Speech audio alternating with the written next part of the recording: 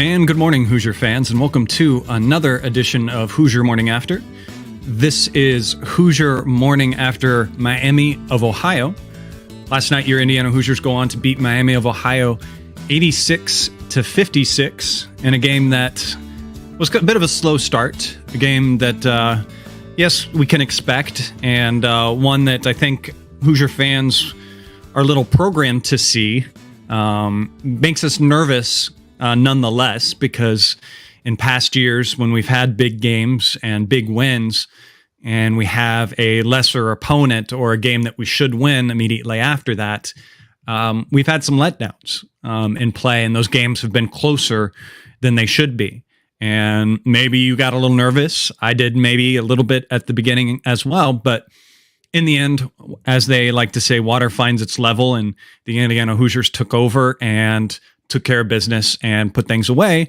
And the game ended up the way we expected to. A lot of the bench guys got some more minutes, and a lot better play overall in the game as we settled in. With me, as always, here is Martha, the mop lady, to kind of break it down, and we'll go through a few things in this game. Martha, your opening thoughts on this game? Yeah, it wasn't, obviously you look at the final score and, Indiana covered the spread and there obviously you mentioned the concern or, I think the unwarranted concern, I'll call it, of the slow start, and talked about it a little bit when we got together on Saturday morning. Just, this has all the makings of a slow start, and didn't necessarily use the word letdown, but, you go to Xavier on Friday, get a big win in a big environment, and you turn around 2 days later and play a 1-3 Miami, Ohio team. It's tough to get up for a game like that. I really liked how Coach talked after the game about using it kind of as a template for what the NCAA tournament looks like. You play a team and then you turn around and play 2 days later. And one thing he talked about and mentioned was you don't have the luxury of potentially having a slow start in the NCAA tournament. So there's certainly lessons to be learned. And, you have to appreciate that, but you also have to appreciate the fact that Indiana took care of business and ultimately ended up dominating the game and winning by 30. So all in all, mission accomplished. Yep, and it's our overall depth that, again, continues to be the good story that makes us feel a little bit better in these types of situations right now and moving forward. And the benefit of that right now is that those guys get extra run and those guys get the time in and everything. And again, this was something that in past years we have maybe complained about, or we have not been so happy with, because there's guys, young guys on the end of the bench that we wanted to have minutes, that needed some run time to get better. Because practice is one thing, but getting the actual run in the flow of a game with different lineups and different players is going to advance you a lot more than anything else will. So it was good to see us be able to do that in this game. And the one guy, obviously, that continues to impress and do what he needs to do and everything is Trace Jackson-Davis. He obviously was our highest plus-minus in the game, and finished with 17 points, had a double-double, adds another one to his tally of lists. Who knows how many that is now? I don't know if they said on that sheet, but played within his game, shot beautifully, 6 from 8 from the field, 5 for 7 from free throws, defensive rebounds 10. That was great to see overall, because his defensive rebounds have been a little bit lower this year so far. So good to see him get on that glass a little bit more. And again, defensive rebounds have dropped since Woody's been there for him, just because Woody's opened up the blocking for him and allowed him to get over and try to get those blocks. So if you're blocking a shot, you're not going to be in position afterwards to get the rebound. So that's a reason for some of those numbers in the past to be a little bit lower. But just a good within the wheelhouse game for him. He went out towards the end of the game after 25 minutes of playing and was holding his back a little bit, maybe just a little sore, maybe tweaked it a bit. I'm not necessarily concerned about that.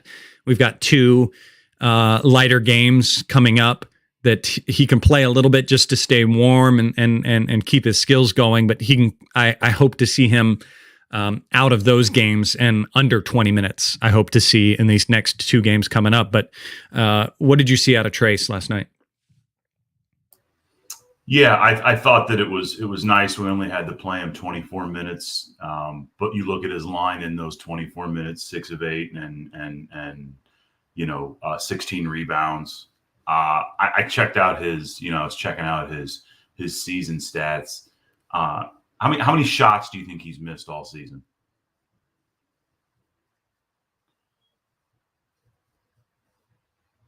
Was muted. I don't think many, because I could think in my head that he's been shooting at a high clip. He's missed 11 shots all year. I was going to say close to 10. So yeah, shooting about 76% from the field. Wow. So yeah, he's just been a man amongst boys so far this season, and it continues. The more we see it, the more we get used to it, right? Mm-hmm. And I almost feel like it's, we take it for granted a little bit, but when you dive deep into some of the numbers and you see what he's doing, and we talked after the Xavier game about the legends that he's going to pass here in short order. You just have to continue to appreciate what the guy's getting done and what he means to this program. And clearly he's leading this team, and this team continues to play with an edge. And for him to produce what he did in 24 minutes, just another Trace game, and things you love to see. And glad he could get a little rest, right? Heal up that thumb a little bit more, and 2 games in 2 days. 2 games in 3 days, whatever it is. It's good that we didn't have to lean on him too heavily, and again, just Trace being Trace. Yep, and talking about a play that he had in the game, we'll transition to the next player that I want to talk about. But he had another great alley-oop dunk, kind of a reverse dunk this time, and it was a very interesting moment because Jordan Geronimo also went up with him, thinking that maybe that was for him as well, and kind of put back his hands like, oh, nope, that wasn't for me, and was a real shocked look on his face. That was kind of a fun moment to see in there. But if you go back and see some of those replays, even Jordan bonked his head on the bottom foam of the rim as well. And there's a good photo that someone posted on Twitter of that moment. And you see Jordan right behind him, and he's up there as high as Trace is. So it's just amazing, a little bit of height difference, but the athleticism, like just pointing towards that, the athleticism that this team has and everything. And Jordan finishes with 6 minutes, 1 for 3, took 2 threes to try to get those. Again, he's one just like Race, how we talked about last show, that I want to take a few threes just to test that water and everything. 4 for 6 from free throws in 19 minutes of play. And the interesting thing we got to see in this game as well that I noticed, this was the first time we actually saw him, I believe, and correct me if I'm wrong, maybe in the exhibition games he did as well, but that he went in at the 3. And we got to see him in the 3, and that was when we had Trace Malik down below, and he was out on the 3. I don't think we'll see that very often. Again, because I think while his length allows him to make up for some of his lack of speed on defense, if he's playing against a faster wing, he does have a tendency to foul in those instances as well. But was interesting to see him play that for a moment. A lot didn't come from it. I was waiting to see a moment to kind of point out at him in the 3, but he did get that run. What did you think of Jordan? Yeah, I think the one benefit, and we've talked some about it, of these games against the competition that we should handle like we have, is we get to get a little bit creative. And not only do we get to get creative, but it allows us to maybe get a look at what our roster could look like next season. And I think the thing that it was encouraging from Geronimo was how active he was, right? It's great he got to play half the game, 20 minutes. But he also shot 6 free throws. So that tells me he was, extremely active and doing what we need Jordan to do. I'm glad he got a little action at the 3. But he was just involved, and that's what you love to see. You mentioned that photo of his head up by the backboard. I've got a similar one of myself from high school that I have. I'm just kidding. I wish, man. We all do. Don't we all wish? Like, gosh, I wish I could just be the afterthought on an alley-oop and think that I can go up and get it when it happens to be somewhat in my range, man. That's just naturally what your body can do. I mean, just a freak athlete. And, you're starting to see, you're starting to see it come together a little bit, right? Came in a little bit raw, but you're starting to see some of that development, a little more free range on the court. And, again, that's what's good about these opponents is it's getting him some time. We're going to need him as we go through the season in terms of depth as we get into the Big Ten portion of the season. But it's good to see him get those minutes, have what I think is a pretty solid line on the box score. So all encouraged from what we saw from Jordan. Yep. Jalen Hood-Schifino struggled a little bit again. Was our second leading scorer, though, of the game with 12 points, 5 for 12 from the field, 2 for 4 from 3. Hitting a little bit more threes. I like to see his 3 shots were coming along. I just feel like there's some times with him that he's shooting it too soon.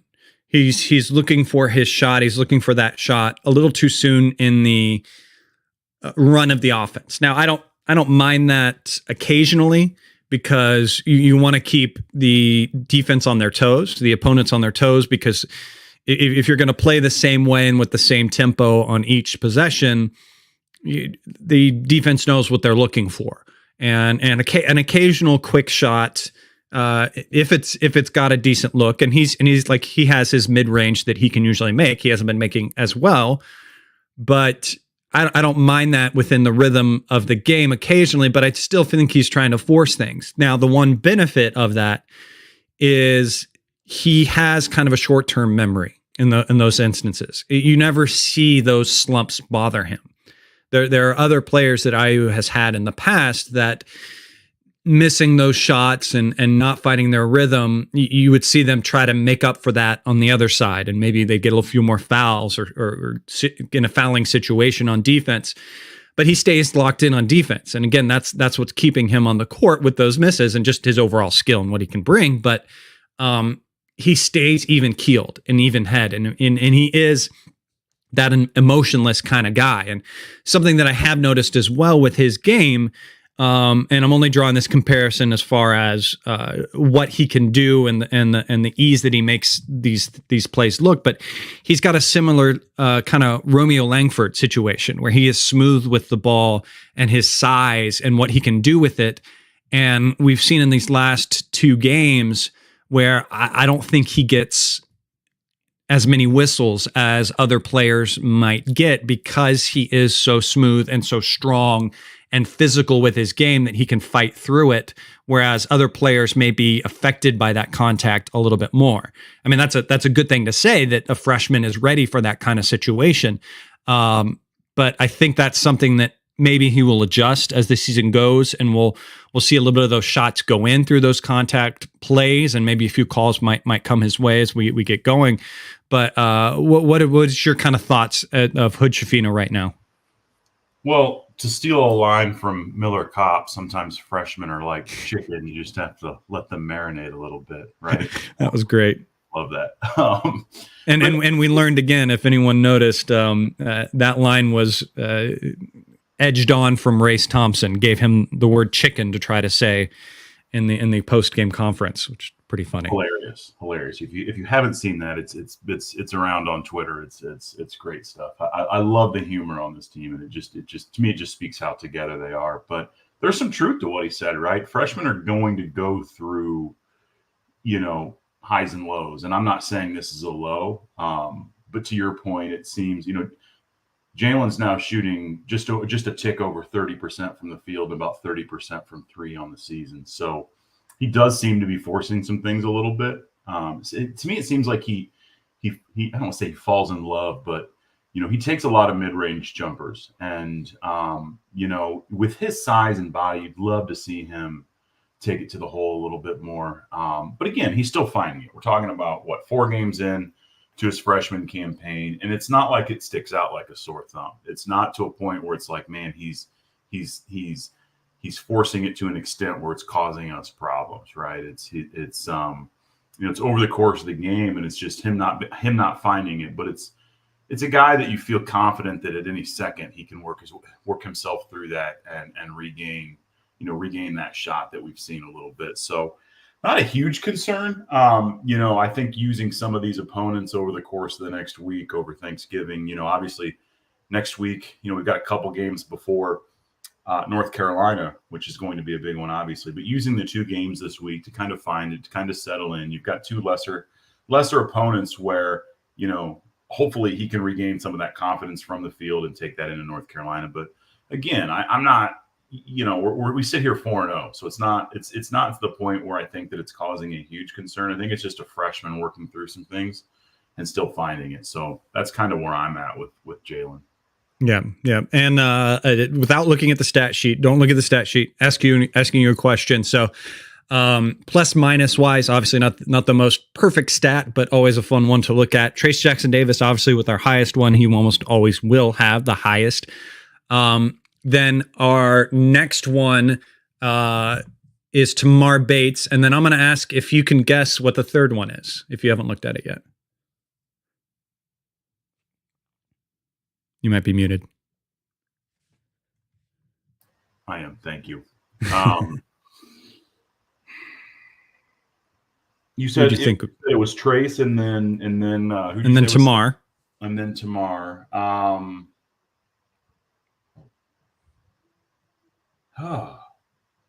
you going to tell me it can't be Hood Schifino because we just talked about him, but I feel like it's a trick question. It slightly is. So I'll give you a slight hint that's probably going to tip the hat. This person benefited from Trey Galloway being out. Tamar? No, Tamar was second. So who was third? Oh, okay. Malik. You just tell me. I don't know. CJ Gunn. Oh, wow. So CJ Gunn, Trace Jackson Davis was 26 in the plus minus, then Tamar Bates 23, and CJ Gunn at 22 in just 18 minutes. So obviously a lot of that kind of came into play when the competition was less and everything like that. And that was kind of the one benefit. It was a bummer to hear that Trey was not going to play. But and again, coach said in the post game that he just kind of tweaked his knee. It's just precautionary. Again, these types of games, obviously, you're playing against a 200+ Ken Palm team. Don't risk anything. Don't risk anything. Anyone's got a stub toe, don't play them, kind of thing. In these games coming up. But so CJ Gunn got a little extra play and everything, and I saw a lot better play from him in this game. Obviously, the situation we've seen so far with him, he's obviously very explosive on the offensive side, and a little bit, I wouldn't say necessarily as much of a wild card on the offensive side as a who was I thinking? Troy Williams, but he's got that similar athleticism and that similar fight. But the struggle has been so far for him getting minutes, or the thing kind of keeping him away, has been his defense. And again, all the caveats, like we always say, against lesser opponents and everything, but his defense, and especially his on-ball defense, was a lot better. And one of the first kind of plays in the game was his man trying to get around him. And I think it was Race that kind of stepped in and helped, and he got one of his steals. And he ended with 1 block and 2 steals in the game. So again, shows that he had some pretty good offensive defensive production within the game. Finished with just 5 points, 2 for 7. So he was not shy in shooting. 1 for 4 from 3, which you want to see him shooting those threes. But a pretty good game from him. What did you think of CJ? I'm impressed by his confidence, and I wasn't sure what to expect. Knowing some of his game from being an in-state player, and obviously he had a great high school career, but to me, I looked at him, he looked a little thin, a little small. I'm like, it's going to take him a minute to be ready to play at this level, and wouldn't be surprised to see him redshirt. And I've been pleasantly surprised. He's a guy that you've got to be impressed with the confidence, right? He's a guy that can stroke it, and when he comes in, he's going to get his shots up. I mean, 7 shots in 19 minutes, 4 of them being 3-point attempts. That it impressed me. And I think Jeff Rabjohns had a tweet that, talked about his shooting a little bit. And, if he's able to provide something there, right, when we may not be having a great game from 3, but we can put him in and get him some looks, there might be something there that I don't think many people expected to be there for this team this season, right? So, again, it's games like this that provide us that visibility on him and that opportunity for him. So it's encouraging for him to get those minutes. And dude looks ready to contribute, and it's exciting because it's just another option for this team when things potentially go cold. So you've got to be impressed with his confidence and what he's providing in the time that he does get on the court. Well, and it's going to be again telling that against higher competition, because there's going to be other guys that he's going to play against that can maybe beat him off the bounce. Whereas again, this was Miami, Ohio. But I also liked his decision making as well, because there was a great moment towards the end when Caleb Banks got in as well, that he being CJ received the pass and had a decent look at three. I mean, his man was starting to close out on him, but Caleb Banks was wide open, and instead of taking that, pass it to Caleb, and Caleb takes it and makes the 1-3 shot that he took and made in the game. So great to see that selflessness and everything. And while us as fans are quick to see these types of games from players like CJ and go, we need to see him in more minutes and all that stuff, we got to remember the pecking order and who he's got to get around and that situation. And yeah, we may think that we know better often and that we want to see him more, but it may not be. And it may be just in like little sprinklings here and there. And hopefully those sprinklings happen. They may not, because again, this is a similar story and mantra I think we had in our heads with Anthony Leal last year. There were lots of times where Anthony got in during garbage time during games and showed a little bit of good stuff, and we knew that he could make the three, and we were struggling to make the three, so we were arguing, let's get him in there. But again, it's not necessarily the sample size that we want to see and judge a player by, because there's other things at play that we're unaware of. Another one, again, that continues to shine and do great things, Malik Renew continues to do some great things for IU. 21 minutes from him, scored 10 points, 5 for 7, 0 for 1. It was an interesting kind of moment in the game as well, coaching-wise, where he kind of went for that steal and took himself out defensively, and then Miami of Ohio was able to work it around, find the open guy then, since we were playing a man down, and make the three. And coach obviously got on him there, and good little coaching moment, freshman mistake there and everything. Obviously nothing big to think of, but he just continues to impress with all the situations he does, and it's his vision and his assists that also continue to impress us. 3 assists in the game, tied for second as far as assist wise in the game overall. What did you see from Malik? When you talk about consistency and what we've seen from Indiana across their first 4 games, I mean, you mentioned the obvious in Trace Jackson Davis, but when you look at the body of work and the consistency across all 4 games, Malik has to be the next name out of your mouth. I mean, he's averaging 11.5 points a game, scored in double figures all 4 of Indiana's games, and he's coming off the bench, and he's just, for a freshman, it continues to be extremely impressive to me.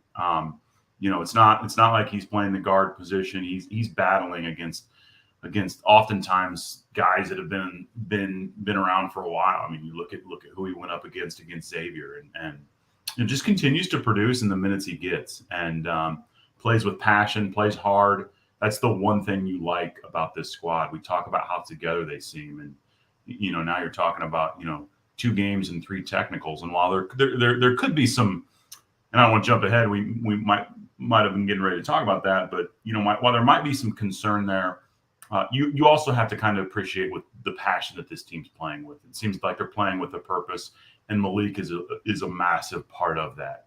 Just comes in and wants to contribute, is very active and involved, and just continues to dominate. And I think it speaks well to what this team could. We've talked some about this as well, but having concern with everybody we lose, entering the season, about what this team could look like next year, I think Malik is settling some of that concern, provided we get him back next year of what he can do in terms of being a starter next year. So just continue to be impressed by Malik as well. Yeah, the technical situation, I mean, I'm not as concerned about. They were kind of harking on it during the sportscasts, and I hate that I'm going to kind of compliment Bardo on this because you all know my disdain for that gentleman, who continued to kind of tout our freshmen and compliment our freshmen after he left them out of their Big Ten top freshman 5 that he had earlier. Obviously, that was just a media grab for clicks, I will say. But yeah, I mean, I'm not as concerned with the tech. I think he was right, and the commentators, how that kind of situation needs to be more from the refs of a situation of, all right, hey guys, warning, let's keep it clean. Next time I'm going to call you on that. Obviously, it's been something that has been a strong emphasis this year that they're trying to crack down on, which I can't stand, as far as the little more chippy type of situations and the competitiveness. Again, I think that just makes for more interesting basketball if it's a little bit more heated and there's some talk and stuff like that on the game. Obviously, you don't want to get it to the situation where you feel like they're going to get to blows or anything like that. And I don't think it ever really gets that far. It's just chirping, it's just talking and those situations and whatever. I mean, when you're going to have 2 techs and they're going to offset and you're going to move on, why add those possible fouls and possible game-changing situations where you're going to maybe foul out a guy just for a little situation like that? That's my thoughts on that. Your thoughts? I couldn't have said it better. To me, it's as long as there's some awareness around it. I don't want the the passion. I think probably 2 of the 3 were really, really ticky-tacky. And even last night, I mean, Race was a little demonstrative with his arms, and I think that's probably what led to it. It seemed a little bit unnecessary on his part. And did he need to go walking through their huddle, really? Yeah, it's one of those things where, to me, in that game, whatever, but if that's something that's called in a game, in a North Carolina game or a game that's, where those free throws could be the difference, then I start to have a problem with it. And I don't want it to take away from the passion and the purpose that Indiana's playing with. And I don't think that it will. So I would just be mindful of being aware about it, right? Not knowing when not to cross that line, and knowing that line can sometimes be thin. So, that's where I'm at with it. I love it because to me, it shows that they're playing with some purpose and some pride, but I don't think it's gotten to the point where it's anywhere close to a problem. Well, and it's going to be something that Indiana's going to have to just watch and adjust on a game time situation. Because, I mean, I was watching a little bit last night of the Illinois Virginia game, and there was a lot more chatter in looking at. I saw one play where a player made a dunk and then was immediately yelling in the player that he just dunked on's face, and there's no tech there. Whereas in the Xavier game, that was a quick tech that Malik got in that situation. So it's obviously going to be adjustment they're going to have to play or deal with in a game-to-game situation, and we'll see. And I hope that they aren't calling it this tight, because there is going to be those situations most definitely in this North Carolina game, because that's going to be a very heated game. Assembly Hall is going to be firing on all cylinders, going crazy.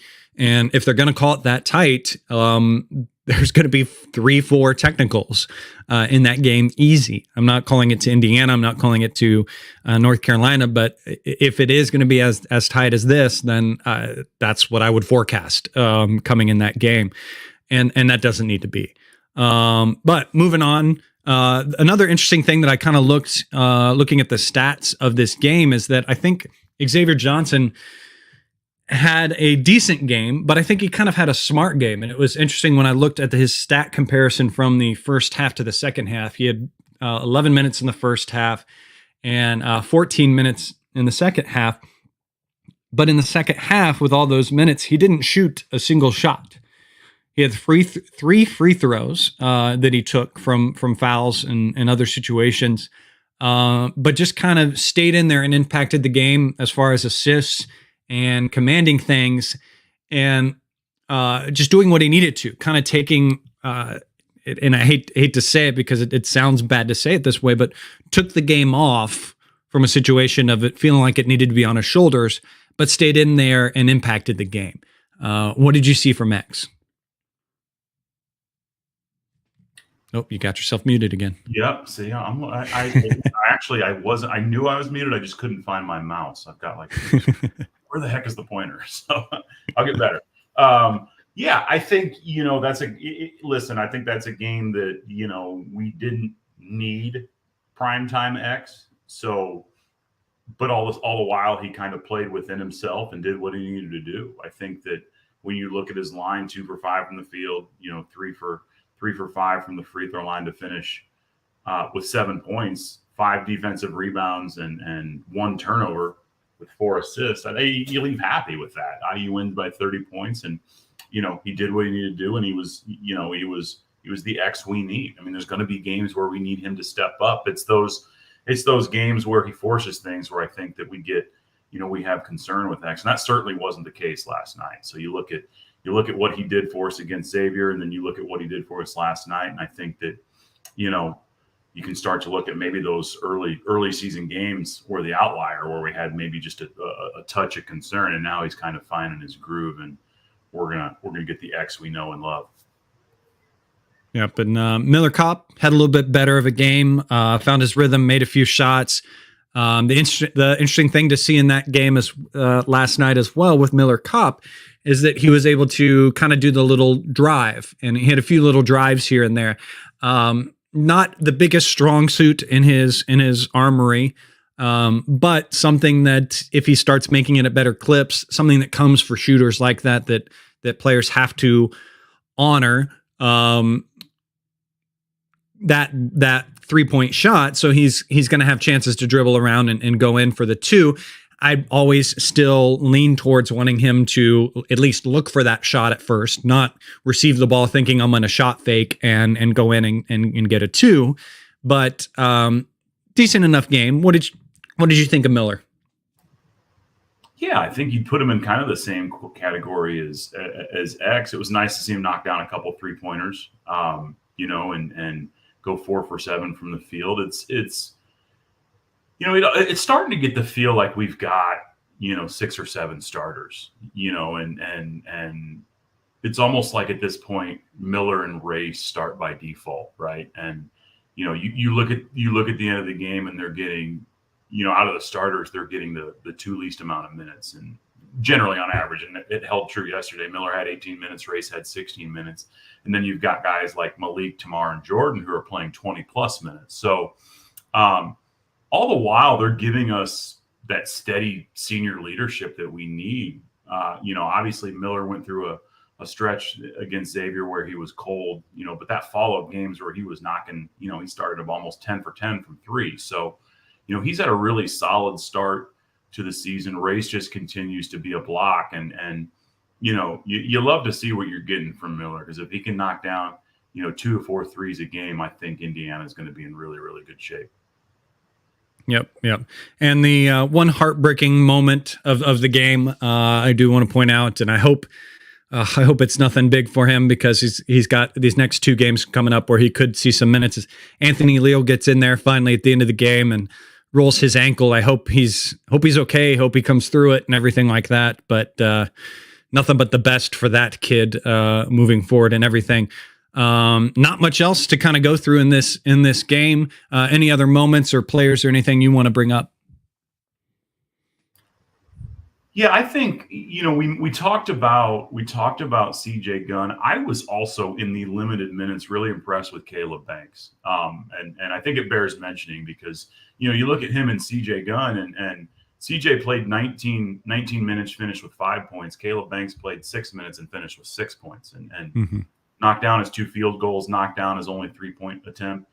I think those 2 guys, Caleb and CJ, if this was IU last year, IU 2 years ago, they're the guys that are in regular rotation. And we've got the luxury of having the lineup we do, but I just look at I look at both of them as ready to contribute. I mean, even Caleb in his limited time, and he just looked ready when he caught. The 3-pointer stuck out to me in general. I think maybe it was CJ that found him, but he was ready for it. It looked pure, zero issue in terms of confidence, and just knocked it down, and just looked like he belonged out there. And so I continue to be impressed by him. And again, you mentioned Anthony Leal, tough deal for him, right? Played 1 minute and came in, and it looked like that ankle. That looked like it hurt. So just, best wishes to him, and hopefully that heals up fast, excuse me. Yeah, tough to see that, but really liked what I saw from Caleb out there in limited action as well. Yep. And IU's next 2 games, as we said, they have relative easy ones at home coming up. Wednesday, November 23rd against Little Rock, and then Friday, November 25th against Jackson State. As always, like we like to say in these types of games and everything, it's the holiday season. You may not be able to get out there to these games and everything, but if you can't, again, we'll plug it as always. Please look into donating those tickets to the Hoosier Ticket Project. Martha, tell them how to do that. HoosierTicketProject.org. There is a ticket donation button on there. We make it easy. We'll give you the directions on how to electronically transfer your tickets. They're physical tickets. We can make arrangements to. We've got volunteers located conveniently, Indianapolis, Bloomington. So we will make it easy for you. Any donations appreciated. Again, as we mentioned, after the Xavier game, the holidays are a perfect opportunity as many families are available to attend games. And, we know that, there's often times where, if you're a season ticket holder, especially through the holidays, you may have prior obligations and not be able to make the game, especially against some of the opponents that Indiana has scheduled. It's a great opportunity to give back, to pay it forward, and provide opportunities that, we talk a lot about the first time experience in Assembly Hall and how we all remember it, right? So, just something we ask everyone to consider. And again, we appreciate each and every one of our donors. We couldn't do what we do without them. But again, check us out at HoosierTicketProject.org if you're interested in making a donation. Great. Now let's go ahead and round this one up. Give me your final thoughts on this game. Yeah, again, just using it, business trip, right? Took care of business, did what we needed to do, got past the slow start that I was not surprised to see, but again, finished with a consistent effort across the board. No real concerns. Want to continue to send our best wishes to Anthony Leal. We need the mayor back as soon as possible. But again, we've got 2 more opportunities to kind of get right, stay fresh before North Carolina, and just use them to, you don't want to see any steps taken back, but just use them. Get some of the bench, some more minutes, see what we can do to get creative with our lineup. And yeah, I think it's going to be an exciting week, and really starting to don't want to look too far ahead, but really starting to look forward to North Carolina.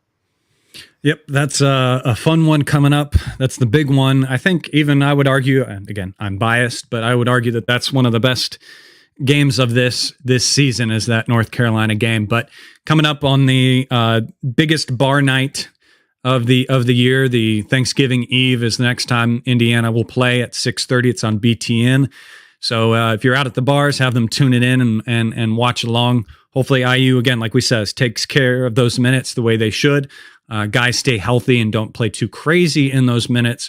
But let's try different combinations, have guys just hit better, and let's take it serious.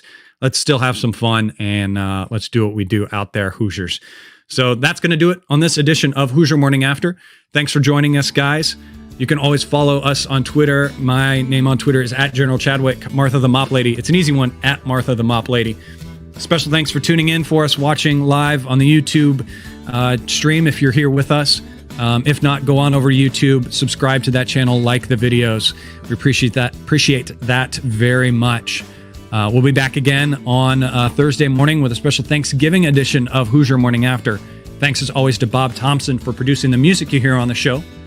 We'll see you next time for the next Hoosier Morning After. Until then, go out there, guys. Have a wonderful day. And as always, go Hoosiers.